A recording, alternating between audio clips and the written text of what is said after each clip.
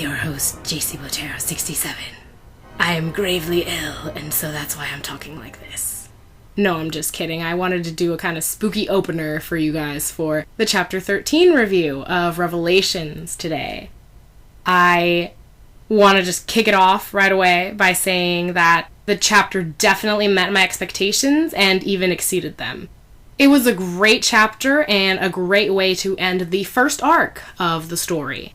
So, I would love to keep this short and simple. As we know, a very big truth has been revealed. But I did want to kind of go a little more in depth with some of the things that we read in the chapter. And then, of course, the usual predictions for, not so much the next chapter per se, but others to come as well. So, what I first noticed were certain phrases that Anime Cujo used, such as, "it was eerily quiet," or "the horrendous dream." I mean, that perfectly tied in with the whole theme of superstitions and, Chapter 13, obviously. So I very much enjoyed that. So we'll go ahead and jump to this little segment in the chapter. And it reads, "Reaching into his coat pocket, he retrieved his cell phone and dialed a number that he knew by heart.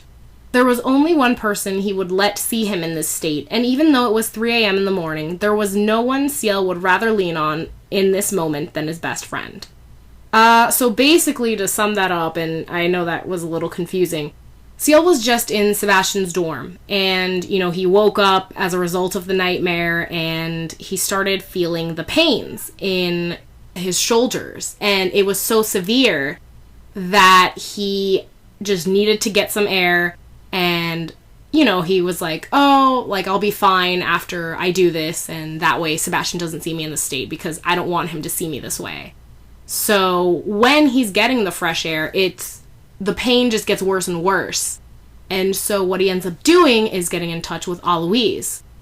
Now, when I first read this quote, I don't know why I immediately thought Spears. And no, I'm not trying to imply CLM here.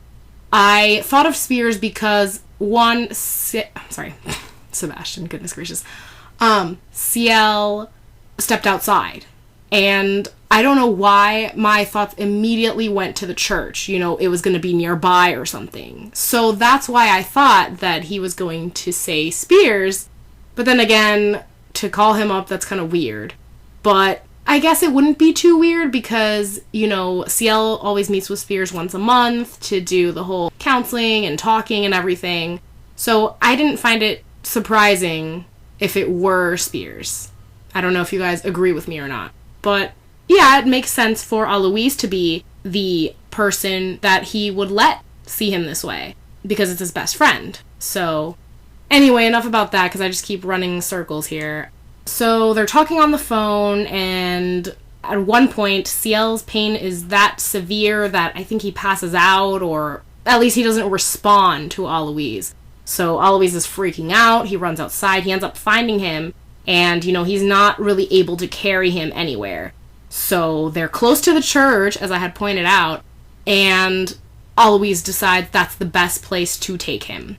And so, he's calling out for help and whatnot, and so Finney shows up after some time, and I thought it was kind of funny that Aloise was cursing. I mean, I guess it is a situation where you would be upset because no one was around.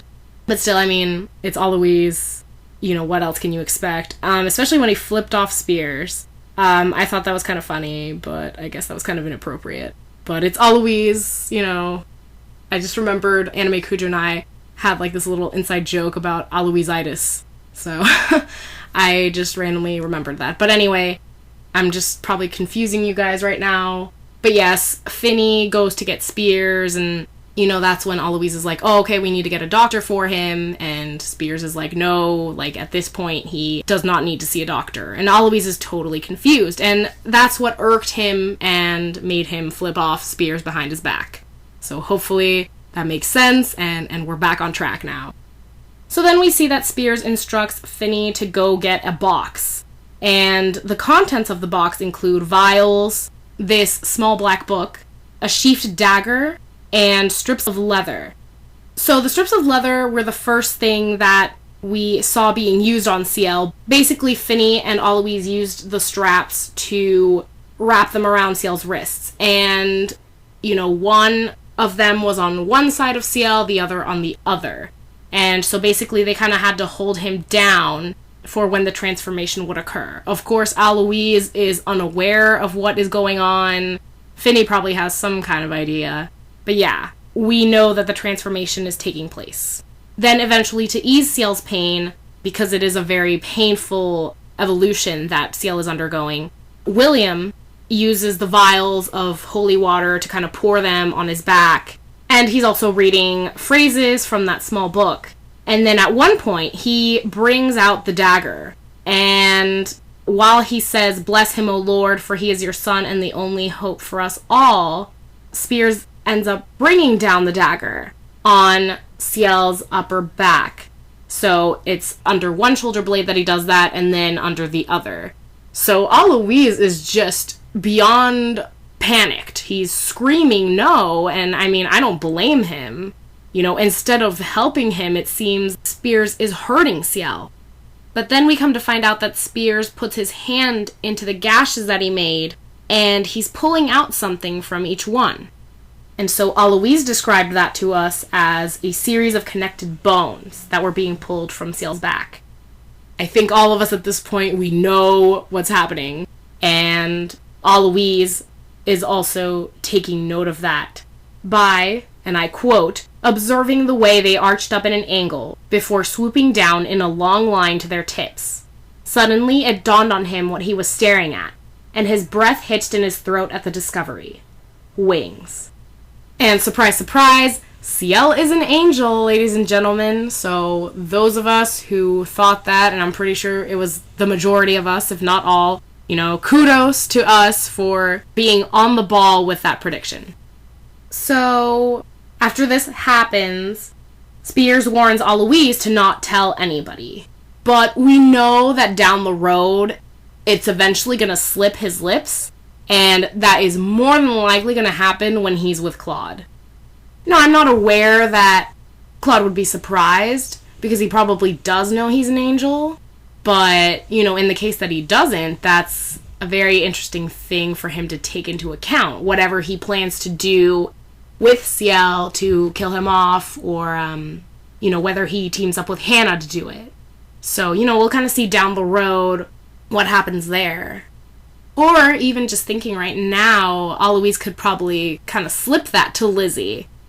Of course, Lizzie's the know-it-all. I don't know. It's probably going to slip her lips too, and there's just going to be this whole thing where people who shouldn't know about this are finding out about it.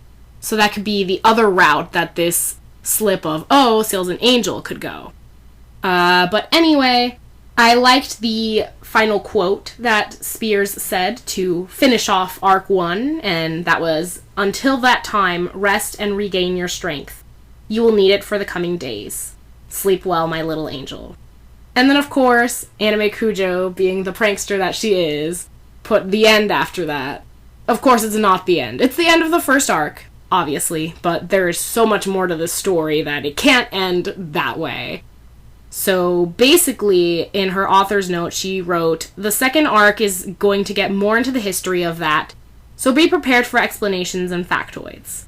So, my obvious thought, and I know I mentioned this in a previous review, is the fact that Ciel's father was probably an angel, and that's why Ciel inherited that, and, based on that one dream he had, I can't remember right now what chapter it was, but Ciel had a dream where he was holding the sword with the Phantom Hive crest, and so that, of course, could be something that he gains in the future, and of course, that symbolizes the fact that, Ciel's dad had to have been an angel before Ciel.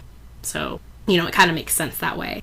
But yeah, I'm definitely looking forward to other aspects of the history. There's going to be much more to it than Ciel's dad being an angel or whatnot. But yeah, with this whole angel thing, I randomly thought of Ash and Angela. And obviously, in the anime, they were both angels. So my thought is, if they're going to play a role in the story, which they probably will, I see two potential scenarios for them. Either they will be angels that betray heaven, because in the anime, I mean, it's not that they betray heaven, but they seem to be more the bad side, whereas, the demon Sebastian is like a good guy. So that's why I think maybe in this story they'll appear to be good, but then they end up betraying heaven and siding with hell or something. Or the other part of it would be that they are fallen angels. So I guess it's kind of the same thing. If they betray, they become fallen angels. But it could be that they already are fallen angels. So that's the point I'm trying to make. I don't know if you guys agree or what other thoughts you had in mind. I mean, we haven't been introduced to the characters yet, but I'm sure they're going to make an appearance. So, just thought about them, and I just wanted to kind of lay that down. Alrighty, and then I did want to end with the deadline on Ciel's birthday. And, basically my question to you guys, I guess, and, kind of to myself, is, does that transformation affect the deadline? Because was the transformation supposed to happen on his birthday? Or is there something else happening around 11:30 on that day? Because I know for at least one review, I mentioned the fact that he might transform into an angel around that time, and that's why he needed to be at the church, so he's not in public. But because it already happened, is the deadline just kind of discarded from the whole will that was left behind for Ciel? Or is there something more to it that we're not seeing? Because I think, I'm not trying to say that Anime Kujo is a troll, but maybe that was her intent with this. I don't know. We could have been deceived to think that the transformation was going to happen then, but then it's like, no, there's something else going on then. But anyway, again, I'm just running in circles here. But yeah, I think I will go ahead and end it there. I already mentioned the word Cielium, so we don't need to do a segment. So that being said, I will see you in the next review.